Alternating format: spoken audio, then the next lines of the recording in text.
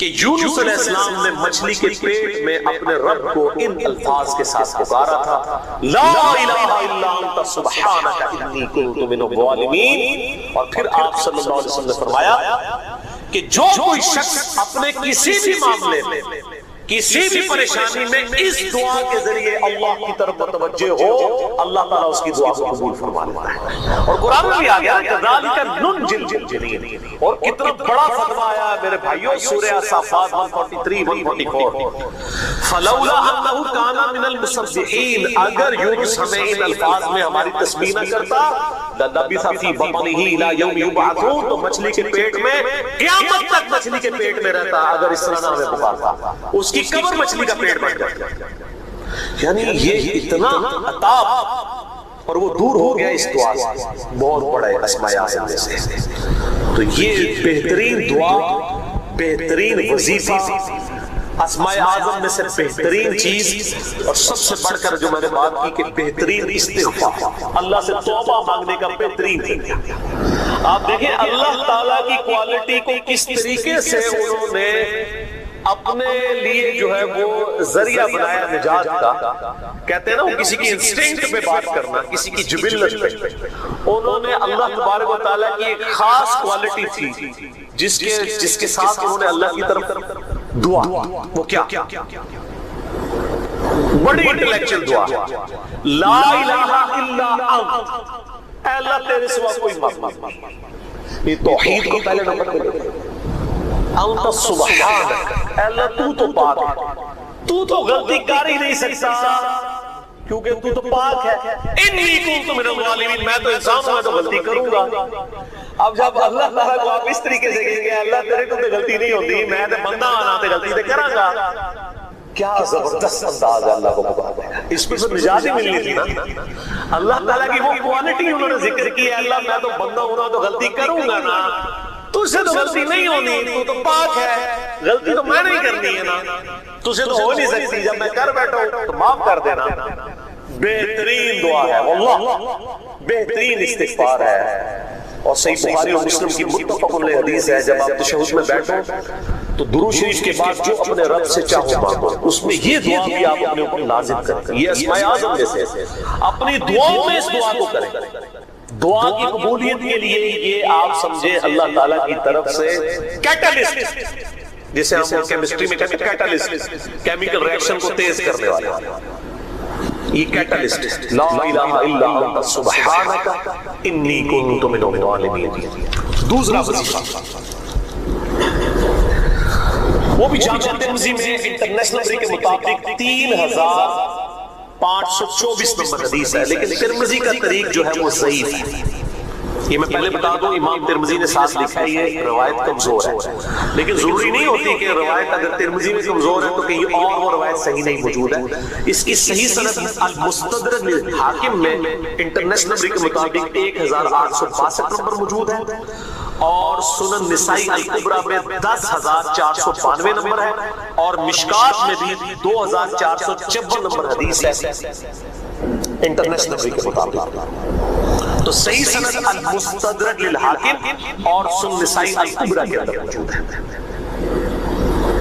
اور وہ وظیفہ ہے انس بن مالک کہتے ہیں اور سعد بن ابی وقاص کہتے ہیں رضی اللہ تعالی عنہما وعلیہم السلام، کہ آپ صلی اللہ علیہ وسلم کو جب کبھی کوئی تکلیف یا پریشانی پہنچتی تو آپ صلی اللہ علیہ وآلہ وسلم ہمیشہ ان الفاظ میں اپنے رب کو پکارا کرتے ہیں، یا حی یا قیوم برحمتک استغیث، خود سے زندہ ہر چیز کو سامنے والے میں تیری رحمت کے ساتھ تیری مدد کا سوال کرتا ہوں۔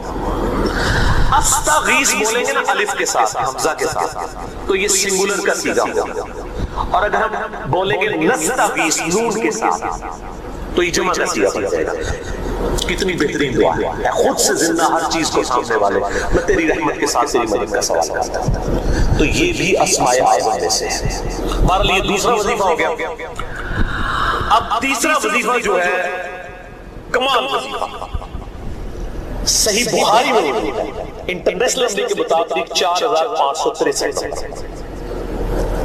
ابن عباس رضی اللہ تعالی عنہما کہتے ہیں وعلیہ السلام، وہ کہتے ہیں کہ سیدنا ابراہیم علیہ السلام کو جب آگ میں پھینک رہے تھے نا تو ابراہیم علیہ السلام نے اس وقت کہا تھا حسبنا اللہ و نعم الوکیل، ہم نے اللہ ہی پر بھروسہ کیا اور وہی بہتر کارساز ہے۔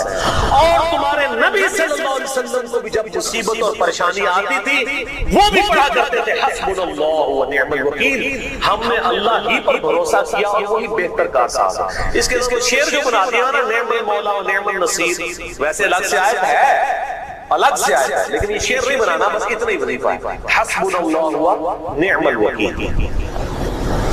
اور یہ جو کہا کہ نبی صلی اللہ علیہ وسلم بھی یہ کہتے تھے، اس کا ذکر الحمدللہ قرآن میں بھی موجود ہے، اس سے بھی پڑھ سورہ آل عمران کی 173 نمبر آیت میں ہے کہ جب نبی صلی اللہ علیہ وسلم اور اہل ایمان کو یہ خبر پہنچی کہ کافر ان کے خلاف سازشیں کر رہے ہیں تو نبی اور اہل ایمان نے پکارا حسبنا اللہ و نعم الوکیل۔ تو حسبنا اللہ و نعم الوکیل قرآن کی آیت بھی ہے، اور یہ ہے وہ آیت وظیفہ قرآن میں آیا ہوا ہے، آل عمران 173 اور صحیح بخاری 4563۔ اور مجھے بڑا وجد آیا کہ ابراہیم علیہ السلام کو جب آگ میں پھینکنے لگے تھے انہوں نے اس وقت اللہ کو ان الفاظ کے ساتھ حسبنا اللہ و نعم الوکیل۔ اچھا یہ جتنے بھی وظیفے ہیں میرے بھائیوں، ان کا فائدہ اسی وقت ہے جب آپ کو ترجمہ بھی ان کا آتا ہوگا، ورنہ روزانہ جتنی مرضی تسبیح بھیجتے رہے کوئی فرق نہیں۔ اس لیے میرا ایک پرسنل مشورہ ہے کہ جب یہ وظیفے پڑھے نا، اردو ترجمہ بے شک آتا بھی ہونا، ایک دفعہ اپنی زبان میں اس کو ریپیٹ کریں، یعنی آپ پڑھیں حسبنا اللہ و نعم الوکیل، میں نے اللہ ہی پر بھروسہ کیا اور وہی بہتر کارساز ہے۔ آپ دیکھیں یہ صوت القرآن چینل میں جب وہ عربی چل رہی ہوتی ہے، جیسے ہی وہ مراج الدین خان کا ترجمہ شروع ہوتا ہے نا، کیسے کب کبھی تالی ہو جاتی ہے، وہ ہماری زبان میں بات ہو رہی ہوتی ہے نا، عربی ابھی تو نہیں قیام اللیل میں رو رہے ہوتے ہیں، ان کی زبان میں بات ہو رہی ہوتی ہے، اپنی زبان کا اثر ہوتا ہے۔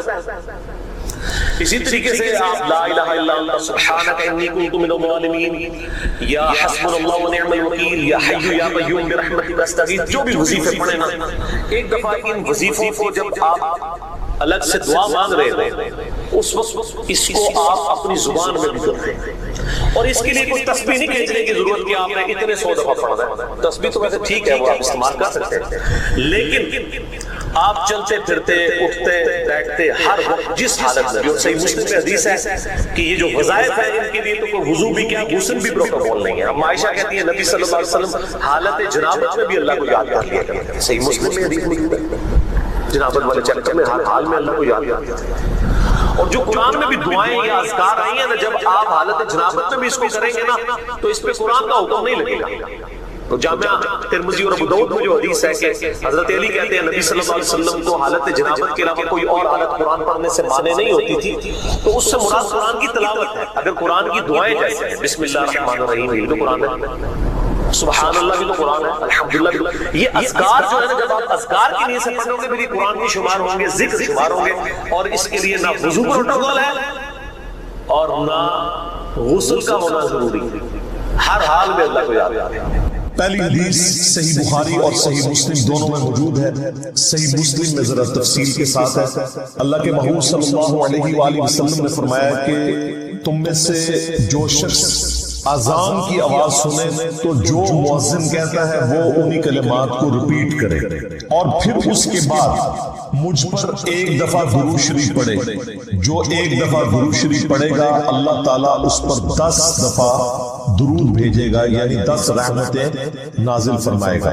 اس کے بعد اللہ کے حضور میرے لیے مقام وسیلہ کی دعا مانگو۔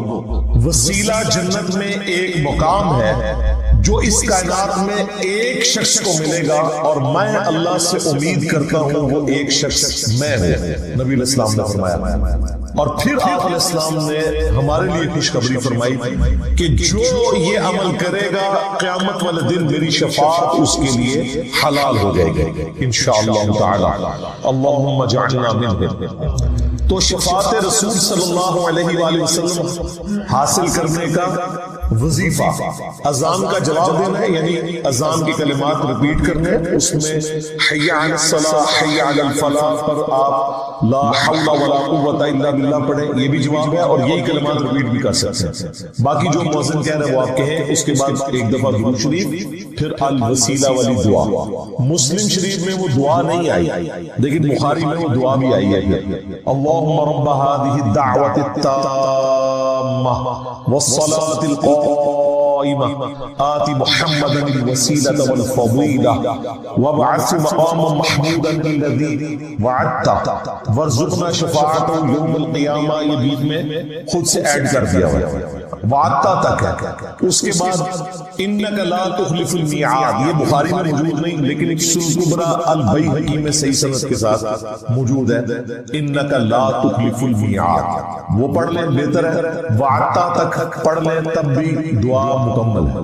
باقی جو خود سے لوگوں نے بیچ میں ایڈ کیے ہیں الفاظ وہ احادیث میں موجود نہیں ہے. ہم ایک ایک حدیث ڈسپلے کروا دیں گے تاکہ اگر کسی کو دعا یاد نہیں ہے تو وہ امیج اس کا لے کر وہ دعا یاد بھی کر سکتے ہیں. شفاعت رسول صلی اللہ علیہ وآلہ وسلم حاصل کرنے کا نسخہ یا وظیفہ. اب اس حدیث سے یہ بات پتہ چلی کہ اذان کے بعد دروشی پڑھنا یہ نبی علیہ السلام نے مشروع فرمایا ہے، تعلیم فرمایا ہے. اذان کے بعد درود پڑھنا سنت ہے، لیکن اذان کے ساتھ نہیں، اذان مکمل ہونے کے بعد. اذان سے پہلے درود پڑھنا اور اسے بالکل جوڑ دینا، اور وہ بھی صرف اس وقت پڑھنا جب سپیکر آن ہو، سپیکر آف ہو، بجلی گئی ہوئی ہو. تو چونکہ کوئی سننے والا نہیں ہے اس لیے صرف اذان کہنا اور دروشی چھوڑ دینا، اس کا مطلب یہ ہے کہ ایک فرقہ واریت کی نظر ہے چیز. صحیح مسلم کی شرح لکھی ہمارے استاد غلام سعود سعیدی صاحب نے رحمہ اللہ تعالی، بریلوی عالم تھے. انہوں نے ڈھکے چھپے الفاظ میں بریلویوں کی خود مذمت کر دی. اس حوالے سے انہوں نے کہا کہ حضرت بلال حبشی رضی اللہ تعالیٰ عنہ ہم سے بڑے عاشق رسول تھے، صحابہ تابعین ہم سے بڑے عاشق رسول تھے. وہ جب اذان دیتے تھے تو اذان سے پہلے درود و سلام نہیں پڑھا کرتے تھے، لہٰذا بہتر یہی ہے کہ اسی طریقے سے اذان دی جائے. یہ مفتی منیب الرحمان جو مفتی اعظم ہے بریلویوں کے، ان کے مدرسے میں شیخ الحدیث تھے. میری ان سے تفصیلی ملاقات بھی ہوئی ہے 22 مارچ 2007 کو، بلکہ فجر کے فوراً بعد میری فلائٹ تھی تو میں رات کو پھر اسی مدرسے میں رکا تھا، آفس کے کام کے سلسلے میں گیا ہوا تھا. تو انہوں نے باقاعدہ شرح سے مسلم میں لکھا ہے کہ یہ اس طریقے سے اذان دے رہے ہیں اور اس کو عشق رسول بتا رہے ہیں، اور جو اذان نہیں دیتے انہیں وہ کہتے ہیں کوئی عشق سے معروم ہے. تو یہ بالکل غلط اپروچ ہے. البتہ اذان کے بعد دروشی پڑھنا اور وہ بھی الوسیلہ والی دعا سے پہلے تاکہ نبی اسلام کی شفاعت حاصل ہو، یہ سنت ہے. دوسری حدیث صحیح مسلم میں ہے کہ نبی اسلام نے فرمایا جو مجھ پر ایک دفعہ درود پڑھے گا اللہ تعالیٰ اس پر 10 دفعہ درود پڑھے گا. یعنی جو میرے لیے ایک دفعہ دعائے رحمت کرے گا اللہ تعالیٰ اس پر 10 رحمتیں نازل فرمائے گا.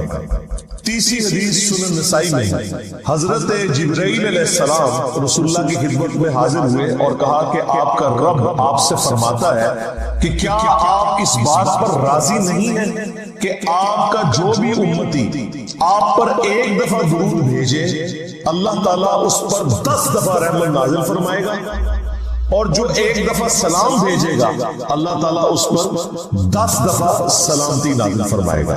یہ وہ حدیث ہے جس میں درود اور سلام دونوں کا ذکر ہے، ورنہ اس سے اوپر جو 2 حدیثیں ڈسکس ہوئی ان میں صرف درود کا ذکر تھا. درود اور سلام انٹرچینجبل الفاظ ہیں، جس طرح اردو میں خوش و خرم، حسین و جمیل، اور قرآن میں تو صرف سلام آیا، سلام علی ابراہیم، سلام علی موسیٰ و ہارون، اور پھر اسے کنکلوڈ کیا سبحان ربک رب العزت عما یصفون وسلام علی المرسلین والحمد للہ رب العالمین. اور آیت درود میں بھی دیکھیں اللہ اور فرشتے درود بھیجتے ہیں، اس میں سلام کا ذکر نہیں. اے ایمان والو تم درود اور سلام بھیجو، تو کیا سلام کے بغیر جو اللہ اور فرشتے بھیج رہے ہیں وہ ناقص درود ہے؟ نہیں، درود اور سلام انٹرچینجبل الفاظ ہیں. اس میں پہلے بھی بول چکا کہ نبی اسلام نے فرمایا جو ایک بار درود پڑھے گا صرف درود کا ذکر ہے، اور یہ کہتے ہیں بغیر سلام کے پڑھا تو ناقص ہوگا. بالکل جھوٹ بولتے ہو تم، اللہ کے نبی کو جھوٹ مانتے ہو. اللہ تعالیٰ اس پہ 10 رحمتیں نازل فرمائے گا، 10 گناہ معاف کر دے گا اور اس کے 10 درجات بلند فرمائے گا. 5ویں حدیث جامع ترمذی میں ہے، نبی الاسلام نے فرمایا قیامت کے دن میرے سب سے زیادہ نزدیک وہ شخص ہوگا جس نے دنیا میں مجھ پہ سب سے زیادہ درود پڑھا ہوگا. اللہم صلی علی محمد وعلی آل محمد. 6ٹھی حدیث بھی جامع ترمذی میں ہے. اس حدیث کی صحت میں اختلاف ہے چونکہ کچھ محدثین اسے صحیح سمجھتے ہیں اس لیے میں اسے کوٹ کر رہا ہوں۔ ابی ابن کعب کہتے ہیں کہ میں نے اللہ کے نبی علیہ السلام سے عرض کیا کہ میں اپنی دعاؤں میں آپ کے لیے بھی دعائے رحمت کرتا ہوں، یعنی درود شریف پڑھتا ہوں، تو مجھے بتائیں میں اپنی دعاؤں کا کتنا حصہ آپ کے لیے دعا کیا کروں درود کی شکل میں، اور کتنا اللہ سے میں اپنے لیے دعا مانگوں؟ کیا میں اپنی دعاؤں کا 1/4 حصہ درود کے لیے مقرر کر لوں؟ نبی علیہ السلام نے فرمایا بہت اچھا ہے، لیکن اس سے بھی زیادہ کرو تو تمہارے لیے اور بہتر ہے۔ انہوں نے پھر عرض کیا یا رسول اللہ صلی اللہ علیہ وآلہ وسلم، میں اپنی دعاؤں کا آدھا حصہ درود کے لیے کرتا ہوں اور آدھا باقی دعاؤں کے لیے۔ آپ نے فرمایا بہت اچھا ہے، اس سے بھی زیادہ کرو تو اور اچھا ہے۔ درود شریف کا جو سب سے پسندیدہ صیغہ ہے وہ وہی ہے جو ہمارے درود ابراہیمی کا پہلا جز ہے، اللہم صلی علی محمد وعلی آل محمد۔ سنن نسائی میں حدیث ہے، انٹرنیشنل نمبر کے مطابق 1293 اور ایک نمبر کے مطابق ہے 1292۔ یہ مجھے زبانی یاد ہے، نمبر 12 نبی اسلام کی نسبت سے اور 92 محمد کی وجہ سے 12 سے 12 سنن نسائی۔ زید بن خارجہ سے نبی اسلام نے فرمایا مجھ پہ درود پڑھنا لازم کر لو اور اپنی دعاؤں میں پڑھا کرو اللہم صلی علی محمد وعلی آل محمد۔ یہ سنی شیعہ دونوں کے ہاں پڑھا جاتا ہے۔ اس کے علاوہ بخاری اور مسلم میں درود ابراہیمی ہے جو ہم نماز میں پڑھتے ہیں، یہ بھی ثابت ہے۔ باقی جتنے بھی درود ہیں اسی سے ملتے جلتے ہیں، صلی اللہ علیہ وآلہ وسلم، یہ بھی نبی اسلام سے ثابت ہے۔ صحیح مسلم میں حضرت عیسیٰ علیہ السلام کے لیے آپ نے کہا وَنُزُولِ عِیسیٰ ابْنَ مَرْیَمَ صلی اللہ علیہ وسلم وآلہ وسلم کے ساتھ پڑھنا بہتر ہے کہ نبی علیہ السلام نے اسی کی ترغیب دی۔ درود ابراہیمی میں بھی دیکھیں باقی درودوں میں۔ اب رہا مسئلہ کتنی تعداد میں پڑھا جائے، جتنی حسب توفیق ہو۔ مجموع الزوائد میں ایک صحیح سند کے ساتھ حدیث موجود ہے سنن طبرانی کے ریفرنس سے کہ جو شخص صبح کے وقت 10 دفعہ درود شریف پڑھ لے اور 10 دفعہ شام کے وقت، قیامت والے دن اسے میری شفاعت نصیب۔ تو یہ بڑا آسان ہے، 10 دفعہ اللہم صلی علی محمد وعلی آل محمد پڑھنے میں کتنا ٹائم لگتا ہے؟ باقی اللہ تعالیٰ نے ڈیٹم لیول کے اوپر تو آپ کے ویسے ہی یہ لازمی کر دیا ہے، نماز میں درود شریف پڑھ ہی رہے ہوتے ہیں، ہر نماز میں پڑھ رہے ہوتے ہیں۔ درود شریف کے بغیر تمہاری نماز مکمل نہیں ہوتی، اور ہماری نماز تو ہم تو دعائے قنوت کے بعد بھی درود شریف پڑھتے ہیں، صحیح سند سے ثابت ہے۔ نماز جنازہ میں بھی درود شریف پڑھتے ہیں، ہر جگہ درود شریف ہے۔ مسجد میں داخل ہوتے ہیں درود شریف ہے، وہ حدیثیں موجود ہیں، وہ میں نے اس لیکچر میں ساری حدیثیں بتائی۔ ہر خطبے کے آغاز میں درود شریف ہے، جس مجلس میں نبی علیہ السلام کا ذکر ہو وہاں پہ درود شریف ہے۔ مولا علی علیہ السلام سے حدیث ہے جامعہ ترمذی میں صحیح سند کے ساتھ کہ نبی صلی اللہ علیہ وآلہ وسلم نے فرمایا وہ شخص کنجوس ہے جس کے سامنے میرا ذکر ہو اور مجھ پر درود نہ پڑھے، اللہم صلی علی محمد وعلی آل محمد۔ اور ترمذی میں ایک حدیث ہے وہ شخص تباہ و برباد ہو جائے جس کے سامنے میرا ذکر ہو اور مجھ پر درود شریف نہ پڑھے، اللہم صلی علی محمد وعلی آل محمد۔ اور اس کے علاوہ سنن طبرانی میں بھی ایک روایت ہے، اس روایت کی صحت سے اختلاف ہے، لیکن چونکہ کچھ محدثین اسے صحیح سمجھتے ہیں اس لیے میں ضرور بیان کرتا ہوں کہ جو شخص روزانہ 100 دفعہ درود شریف پڑھے تو قیامت والے دن اللہ تعالیٰ اسے شہیدوں کے ساتھ اٹھائے گا، اور اس کی دونوں آنکھوں کے درمیان لکھا ہوگا کہ یہ شخص منافقت اور دوزخ کی آگ سے بری۔ 100 دفعہ درود شریف، میری تو کوشش ہوتی ہے کہ 100 دفعہ درود شریف روزانہ کم از کم ضرور پڑھا جائے۔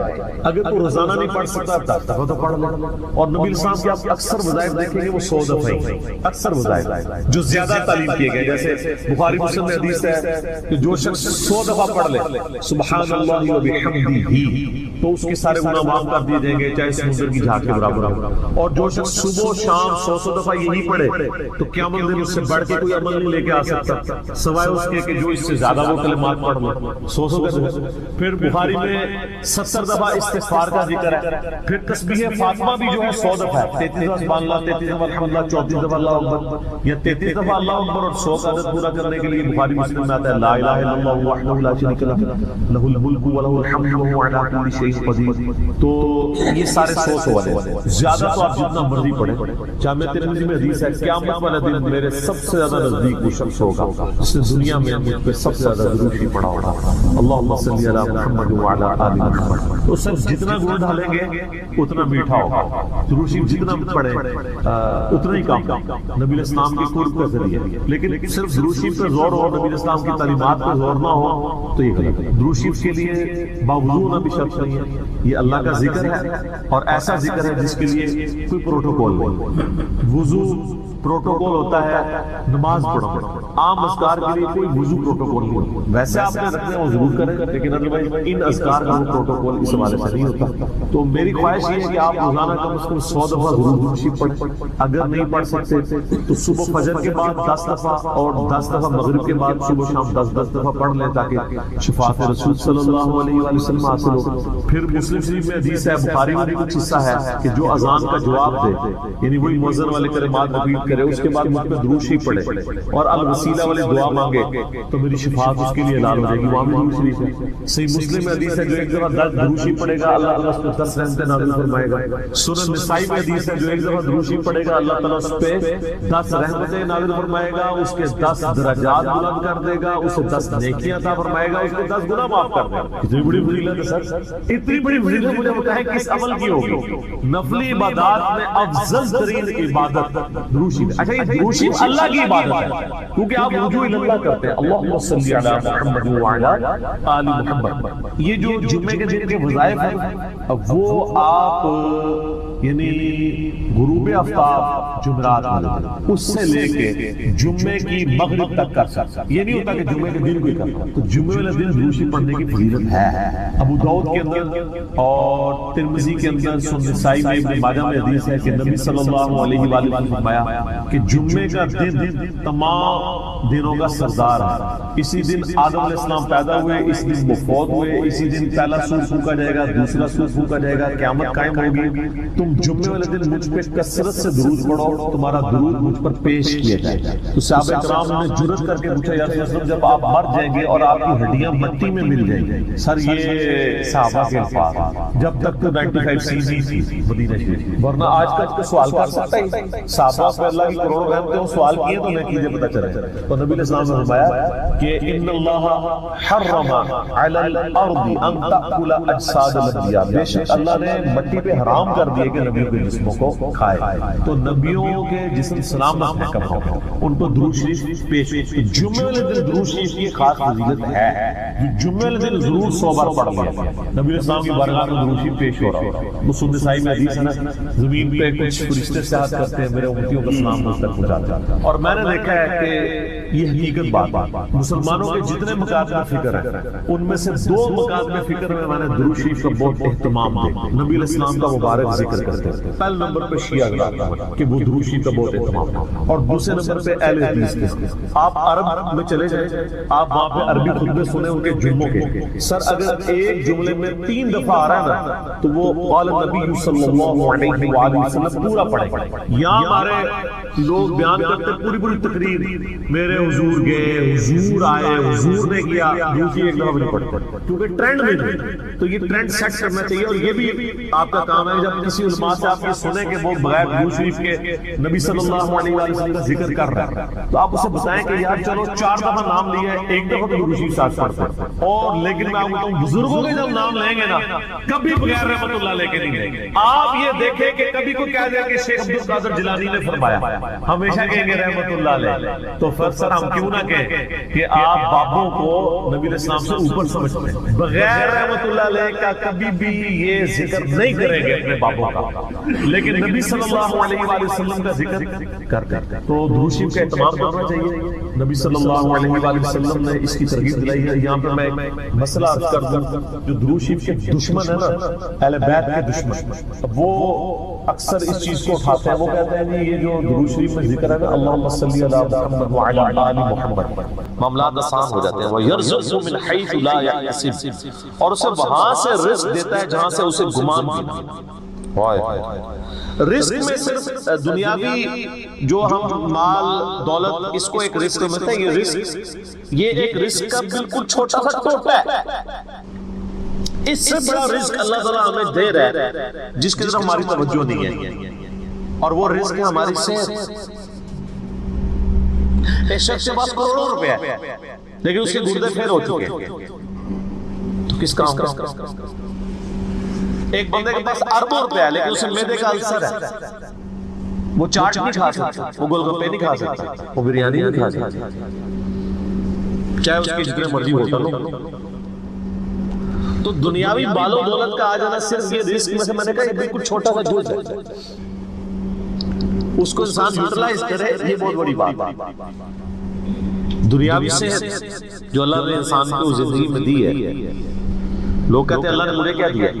جو شخص یہ بات کرے نا اسے کوئی 1 کروڑ روپے لے دو، اپنی ایک آنکھ نکال کے مجھے دے دو، کوئی دے گا؟ اپنا ایک بازو توڑ کے دے دو۔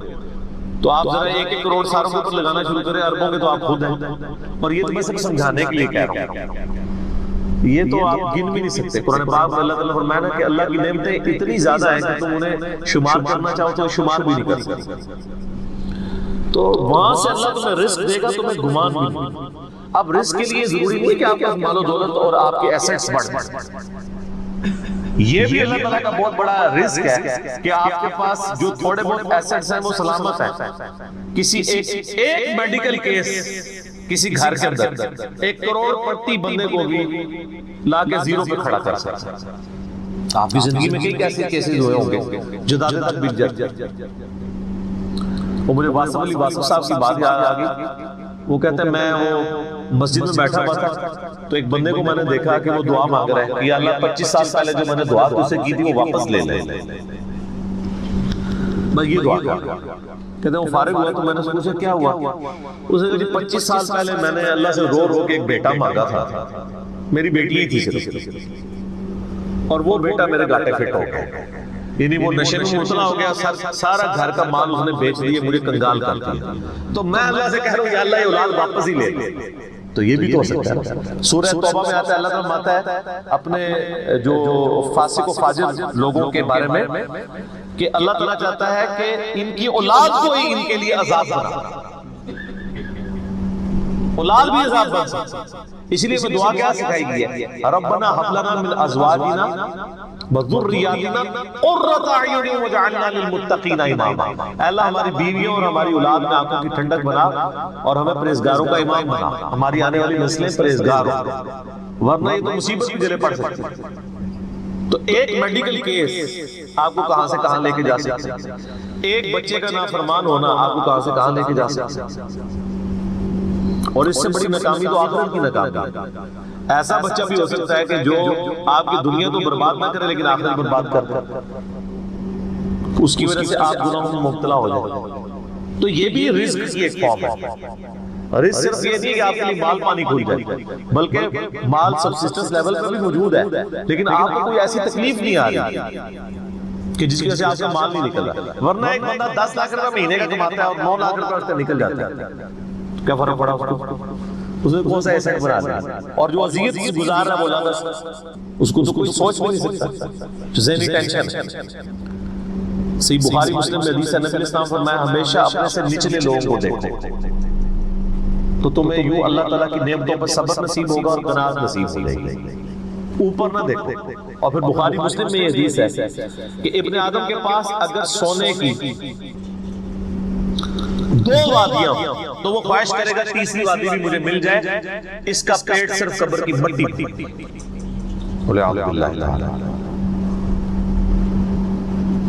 بخاری مسلم دونوں میں حدیث ہے کہ انسان کہتا ہے میرا مال میرا مال میرا مال۔ نبی علیہ السلام فرمایا تیرا مال تو وہ ہے جو تو نے کھا پی لیا یا پہن کر بوسیدہ کر دیا یا اللہ کی راہ میں خرچ کر کے آخرت کے لیے محفوظ کر دیا۔ باقی جتنا مال ہے وہ تو تیرے ورثہ کا مال ہے، تو کہتا ہے میرا مال ہے۔ پھر بخاری مسلم دونوں میں حدیث ہے کہ نبی علیہ السلام نے فرمایا کہ انسان کے 3 دوست ہیں، ایک دوست ہی اس کی قبر تک ساتھ جاتا ہے، وہ اس کے اعمال ہیں، باقی جو 2 دوست ہیں وہ باہر ہی رہ جاتے ہیں، اس کے رشتہ دار اور مال۔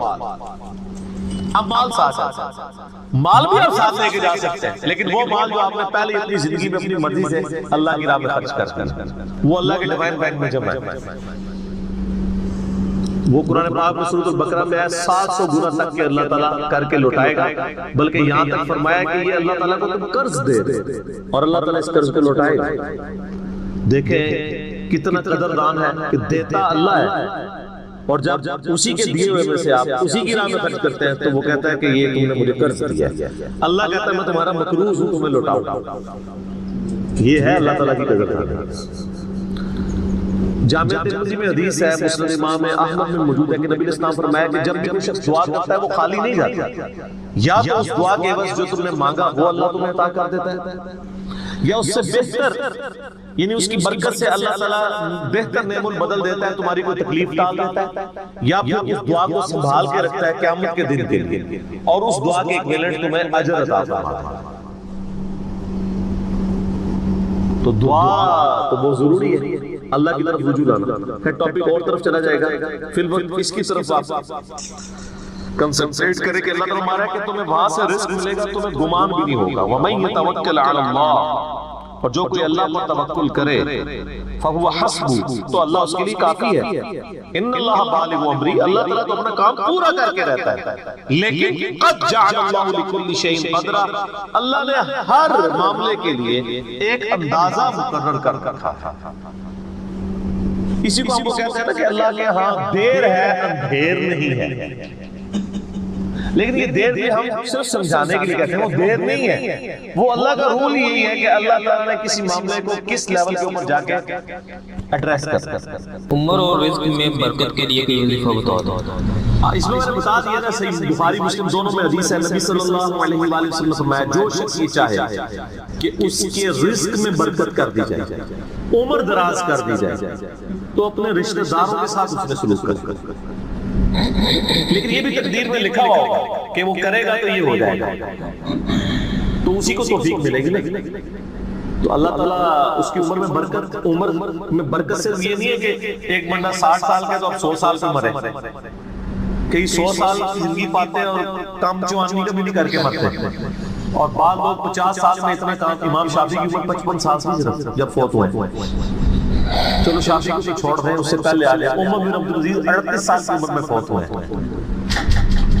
38 سال کی عمر میں 3 بریادوں پہ ایسے نفوذ چھوڑ گئے کہ آج دنیا حیران ہے، تو ان کو تو عمر بھی کوئی نہیں ملی۔ یہ نہیں ہوتا کہ آپ کو عمر کتنی ملی ہے، آپ نے اس عمر میں کیا کیا ہے، آپ اللہ تعالیٰ آپ کو اسی ٹائم میں اتنی برکت۔ میں اپنے لیے آپ کو بات کرتا ہوں، میں کسی کیا بات کروں، میری زندگی خود اس چیز کا نمونہ ہے۔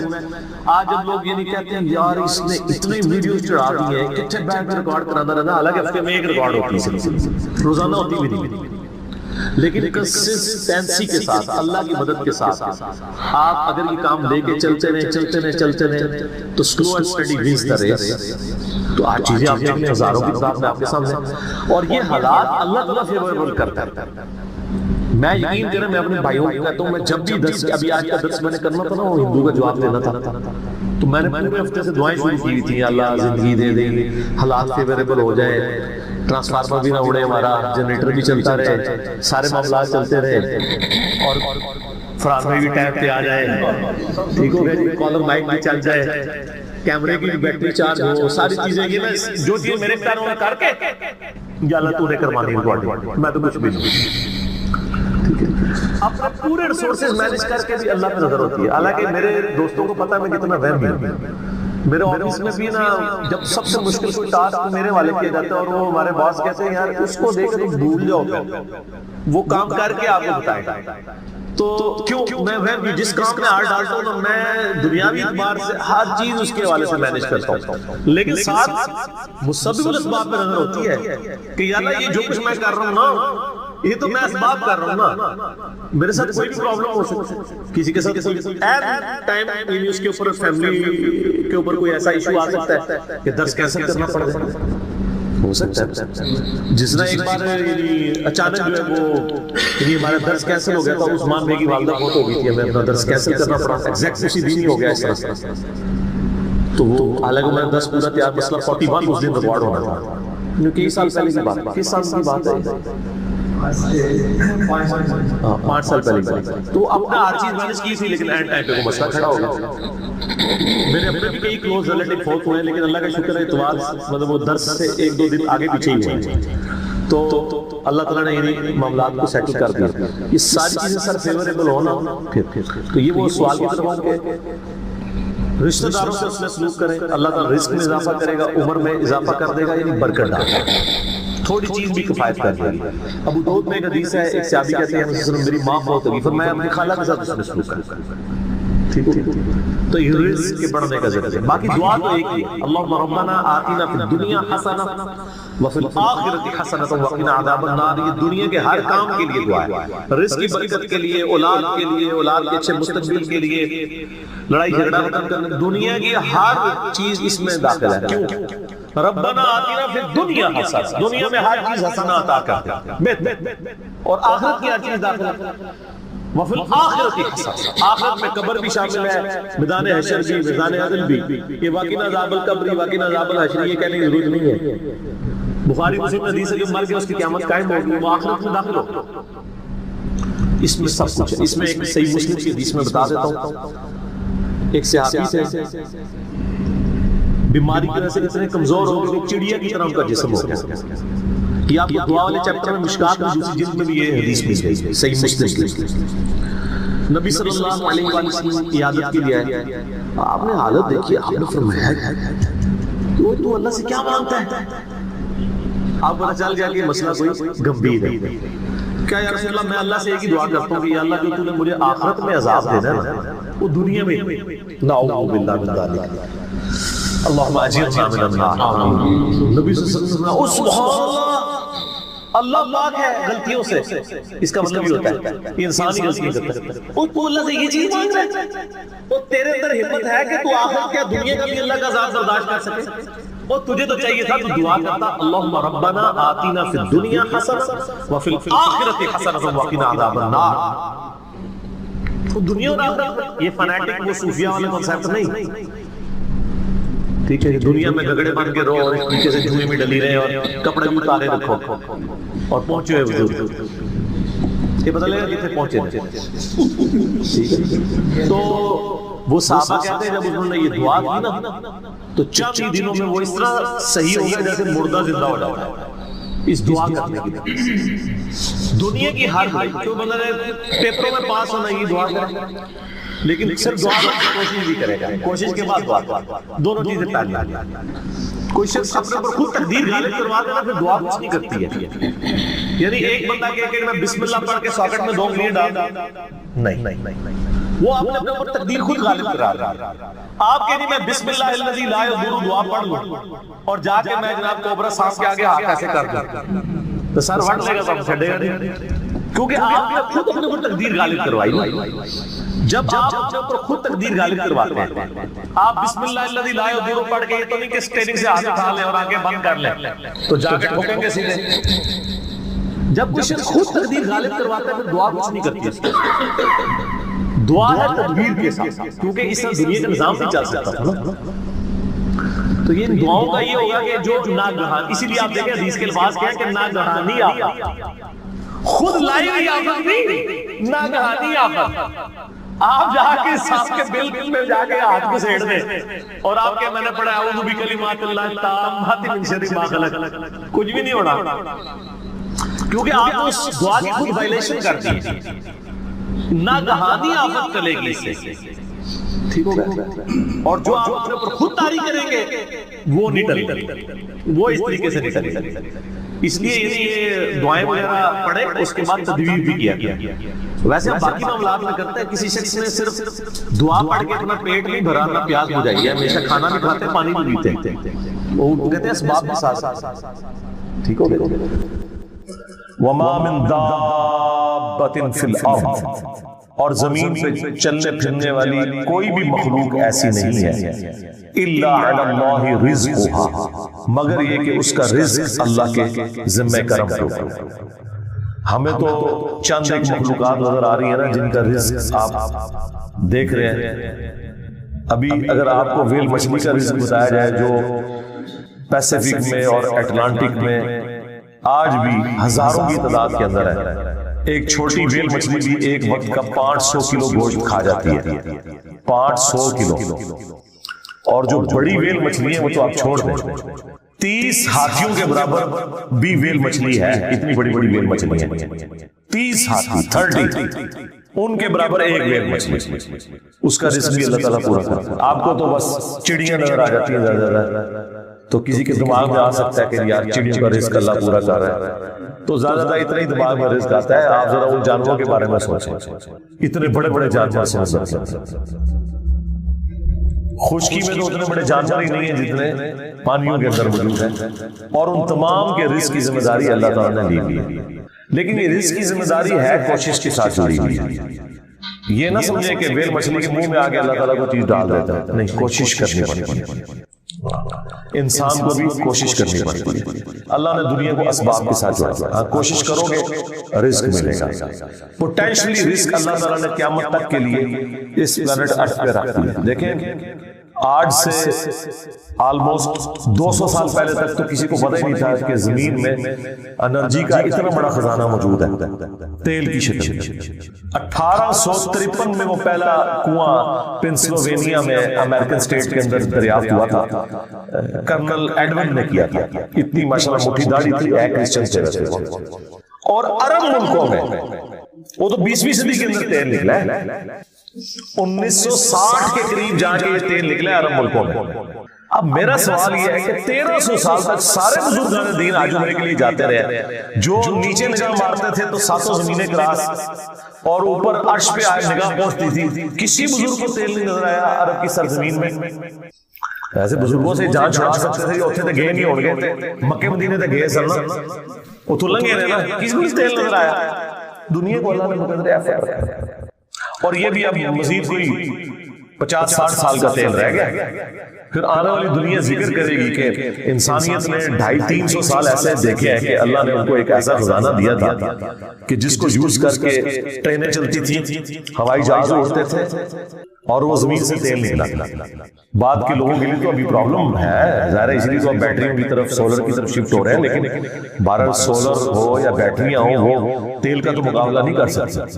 آپ کو 1 لیٹر پیٹرول جو انرجی دیتا ہے, وہ انرجی بنانے کے لیے تو آپ کو کتنا بڑا ایریا چاہیے سولر پینلز کا, تب وہ انرجی ملے گی. تو اس کے لیے تو پھر آپ جہاز جو سولر والے انہوں نے بنائے بھی ہیں نا, وہ اتنے بڑے بڑے جہاز ہیں, مسافر اس میں تھوڑے سے ہی بیٹھتے ہیں.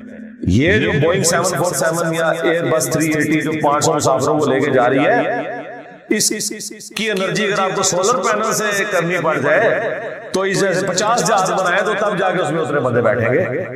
یہ تو ایک بہت بڑی تکلیف دہ چیز ہے. تو اللہ تعالیٰ نے بہرحال سولر کی شکل میں ایک اور خزانہ دیا ہے, اس کے اوپر محنت ہو رہی ہے, بیٹریز کے اوپر محنت ہو رہی ہے. تو اللہ نے پوٹینشلی رزق انسانیت کا, اور رزق میں صرف کھانا پینا نہیں ہے, تمام ضرورت کی چیز ہے. اس وقت تو ہمارا رزق, وہ مجھے اشفاق احمد صاحب کی بات یاد آئی, وہ کہہ رہے تھے 1960 میں وہ کہہ رہے تھے کہ میری تنخواہ کا 10% کیا 5% بھی ان چیزوں پہ نہیں لگتا تھا جن چیزوں پہ اب آ کے میری تنخواہ کا 80% لگ رہا ہے. کیونکہ اس وقت انسان کی بنیادی ضرورتیں نہیں ہوتی تھی, بلکہ آپ لوگوں نے اپنی زندگی میں دیکھ لیا کہ پچھلے 10-12 سال کے اندر آپ کی زندگی میں 2 چیزیں, ایک سمارٹ فون اور دوسرا انٹرنیٹ, یہ ایسا داخل ہوا ہے کہ آپ گرمی میں پنکھا بند کر کے بیٹھ جاتے ہیں, انٹرنیٹ نہ بند ہو جائے کہیں اگر یو پی ایس بند ہو گیا, کیونکہ وہ تو آپ کی سانس چلا رہا ہے نا. پہلے یہ سانس بند ہوتی تھی پنکھا بند ہونے سے, اب پنکھا بند ہونے سے نہیں ہوتی. آپ نیٹ کا کنیکشن دیں, 2-2 گھنٹے بیٹھ کے لوگ نیٹ کے اوپر اور واٹس ایپ پہ ایک دوسرے کے ساتھ میسجنگ کرتے رہیں گے, پسینے چھوٹ رہے ہیں, کوئی پرواہ نہیں. پنکھا بند ہے کوئی پرواہ, نیٹ بند کر دے, پنکھا چلتا رہے, کہیں گے زندگی سے موت بہتر ہے. یہ ہو گیا. تو یہ تو آپ کی زندگی میں ابھی انٹر ہوئی ہے چیز. الیکٹریسٹی ایک بنیادی ضرورت بن چکی ہوئی ہے. یہ سارا رزق ہے اللہ کی, نعمتیں ہیں اللہ تعالیٰ, اور اللہ تعالیٰ یہ ساری نعمتیں وقت کے ساتھ ساتھ ایکسپلور کروا رہا ہے, پوٹینشلی زمین کے اندر موجود ہیں. تو اللہ تعالیٰ مانتا ہے تمام چلنے پھرنے والوں کے رزق کی ذمہ داری ہمارے اوپر ہے. وَيَعْلَمُ مُسْتَقَرَّهَا وَمُسْتَوْدَعَهَا, اور اللہ تعالیٰ کو ہر جاندار کے ٹھہرنے کی جگہ بھی معلوم ہے, اور الٹیمیٹلی جہاں اس نے سپرد ہونا ہے وہ جگہ بھی معلوم ہے. اللہ اکبر. ٹھہرنے کی جگہ تو آپ کو سمجھ آ رہی ہوگی کہ اللہ تعالیٰ کو یہ پتا ہے کہ کس انسان نے کہاں پہ رکنا ہے, کس شیر نے کس غار میں رہنا ہے, کس مگرمچھ نے کس میٹھے پانی میں گزارا کرنا ہے, کون سی ویل مچھلی کس سمندر میں ہے, اور کہاں کہاں اس نے اپنا وقت گزارنا ہے. صرف یہ اللہ کے علم میں نہیں, وَمُسْتَوْدَعَهَا, اس نے مر کے جہاں پہ جانا ہے وہ جگہ بھی اللہ کو معلوم ہے. کس کی قبر جو ہے وہ مٹی کا ڈھیر بننی ہے، کس کی قبر سمندر میں بننی ہے، کس کی قبر شیر کے پیٹ میں بننی ہے، کس نے ایئر کریش میں ہواؤں میں بکھرنا ہے۔ ہر بندے کا جو الٹیمیٹ انجام ہے وہ بھی اللہ تعالیٰ کو ہر مخلوق کا پتہ ہے۔ سورۃ النام میں تو آیا ہے کہ کوئی پتا نہیں گرتا نہ خشکیوں میں نہ سمندروں کے اندر، اور نہ کوئی دانہ پھوٹتا ہے کسی زمین کی گہرائی میں مگر وہ اللہ کے علم سے، اور اللہ نے پہلے ہی لوح محفوظ میں لکھ لیا ہوا ہے کہ یہ ایسے ہوگا۔ یہ اس سے بھی اگلا درجہ ہے کہ نہ صرف وہ کام ہونے کے بعد اللہ کو پتہ چلتا ہے، ہونے سے پہلے بھی اللہ نے اپنے علم میں رکھا ہوا ہے، اور علم میں نہیں لکھ کے رکھا ہوا ہے کہ یہ ایسا ہوگا۔ اور یہاں پہ وہ ذکر آ گیا کہ رزق بھی اللہ کے ذمہ ہے، اور وہ جانتا ہے ہر بندے کی، ہر مخلوق کے ٹھہرنے کی جگہ اور الٹیمیٹلی سپرد ہونے کی جگہ۔ کل فی کتاب مبین، اور ہر چیز ایک روشن کتاب میں لکھی ہوئی ہے۔ وہ اللہ تعالیٰ کی بہت بڑی ہارڈ ڈسک ہے جس میں ساری مخلوقات کی تقدیریں اللہ تعالیٰ نے لکھ دی ہیں، اور وہ کوئی اللہ تعالیٰ نے یعنی خود سے کوئی محنت نہیں۔ وہ جامع ترمذی میں حدیث ہے، اللہ نے قلم کو پیدا کیا اور پھر اس سے کہا کہ لکھ جو کچھ ہو چکا اور جو کچھ ہونے والا ہے۔ بس قلم چل پڑی اور سب کچھ اس نے لکھ لیا، ہر چیز اللہ کے اشاروں پہ ہو گئی۔ وَهُوَ الَّذِي خَلَقَ السَّمَاوَاتِ وَالْأَرْضَ فِي سِتَّةِ أَيَّامٍ، وہی اللہ ہے جس نے آسمانوں کو اور زمین کو 6 دنوں میں پیدا کیا۔ اللہ تعالیٰ چاہے تو آنے واحد میں پیدا کر سکتا ہے۔ اکثر اس آیت کے اوپر لوگ سوال بھی پوچھ رہے ہوتے ہیں، اور یہ آیت قرآن میں 5-6 جگہ پہ مختلف انداز میں آئی ہے۔ سورۃ الاعراف میں بھی میں تفصیلی گفتگو کر چکا کہ اللہ تعالیٰ نے زمین و آسمان کو 6 دن میں پیدا کیا۔ وہ کہتے ہیں 6 دن کیوں لگ گئے؟ پہلی تو یہ بات کلیئر کر لیں کہ یہ 6 دن سے مراد یہ 24 گھنٹے کے 6 دن نہیں ہے، یہ ایک دن اربوں سال کا بھی ہو سکتا ہے۔ اس کی تفصیلات ہمیں نہیں بتائی گئی کیونکہ اس وقت تو یہ 24 گھنٹے کا سلسلہ نہیں تھا، لانگ پیریڈ آف ٹائم بھی ہو سکتے ہیں یہ 6۔ یہ اللہ کے علم ہے کہ وہ کتنے لمبے تھے، لیکن یہ اس بات کا ثبوت نہیں ہے کہ اللہ تعالیٰ آنے واحد میں ایسا نہیں کر سکتا۔ نہیں، یہ اللہ تعالیٰ کی قدرت کی ایگزیکیوشن ہے کہ فیصلہ تو سیکنڈز کے بھی کروڑویں حصے میں ہوا، کن فیکون، اس کی جو ایگزیکیوشن ہے نا فیصلے کی، وہ اللہ تعالیٰ نے ہر مخلوق کے لیے ڈیفرنٹ